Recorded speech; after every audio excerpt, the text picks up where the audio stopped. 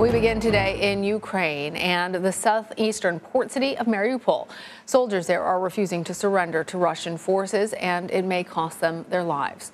The city is under siege. An estimated 100,000 people remain, and routes to evacuate civilians have failed.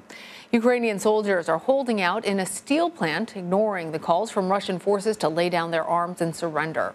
President Zelensky on Saturday called the situation, quote, inhumane. CBS News foreign correspondent Chris Livesay has more on the showdown in Mariupol and other devastating attacks across Ukraine.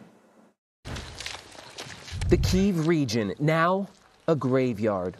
The bodies of more than 900 civilians have been found in and around the capital, police say. The killing continues at Kharkiv, close to Russia's border, where overnight shelling of a residential area killed 7 people, including a 7-month-old, Ukraine's local authorities say. But nowhere is the misery more total than Mariupol. Thousands have been killed in weeks of airstrikes, artillery, even starvation. Russia has now claimed victory.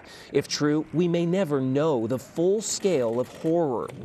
But Chernihiv in northern Ukraine offers a glimpse. It, too, was encircled by Russian forces, cut off from food, water, and electricity for weeks, until Ukrainian forces, dramatically outgunned, pushed them back. In one remarkable instance, shooting down this bomber, it crashed into this house, killing 1 man inside. But shockingly, no more. Its payload failing to detonate on impact, landing on Nikolai's doorstep instead. We heard the air raid sirens, he says. I was just sitting and praying when all of a sudden there was a huge boom and flames. The 2 pilots ejected. 1 survived, and not just anyone. Here he is posing with Vladimir Putin and his ally, Bashar al-Assad, the president of Syria, where this ace carried out airstrikes. Soon after his capture, Russia pulled back its forces from Chernihiv, and what was supposed to be a minor speed bump on the way to Kyiv turned into a major setback for Russia, though not without a devastating cost to Ukraine. A devastating cost indeed. Chris joins us now from Kyiv. Chris, thanks for that reporting. So difficult to see those bodies, as we could see the hands tied behind their backs. Tell us more about what you saw when in Chernihiv.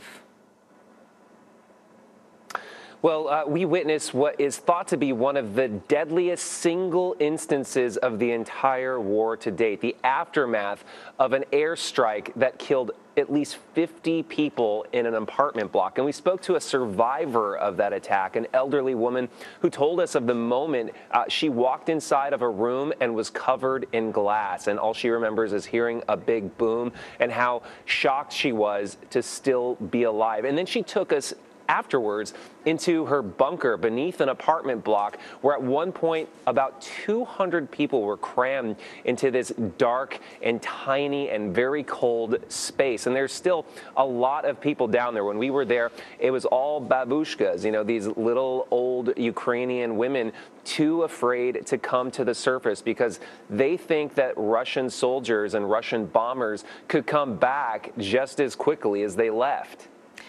Ukraine's foreign minister, Chris, joined our colleague Margaret Brennan on Face the Nation Sunday. This is what he had to say about the situation in Mariupol. The situation in Mariupol is both dire militarily and heartbreaking. The city doesn't exist anymore. The remainings of the Ukrainian army and large group of civilians are basically encircled by the Russian forces. They continue their struggle, but it seems from the way Russian army behaves in Mariupol, they decided to raze the city to the ground at any cost. Chris, what could happen if Mariupol falls to Russian forces? Well, I've been to Mariupol. I spent a good amount of time there before the war, so this is especially heartbreaking for me. It sits just above Crimea, the peninsula Russia annexed in 2014. If Mariupol falls, Russian troops would be able to stream into southern Ukraine by land and potentially take other cities in eastern Ukraine as well. Austria's chancellor met with Putin face-to-face last week. He says that Putin thinks that Russia maybe winning the war. What are the implications of that, Chris? Well, if you talk to Ukrainians, they would certainly beg to differ. They think they're winning. Mariupol may have fallen by the time this interview is over, but Kyiv has not. Kyiv, where I am right now, I should mention, Russia thought it would fall in 3 days, but here we are more than 50 days later, and it's still standing while the Russian warship Moskva has sunk to the bottom of the Black Sea. So Ukrainians feel extremely optimistic about their chances, especially if they get more of that crucial military aid they need from places like the United States. Do you know anything more about Russian troop movements and timelines as Ukraine anticipates that major battle in the Donbas region?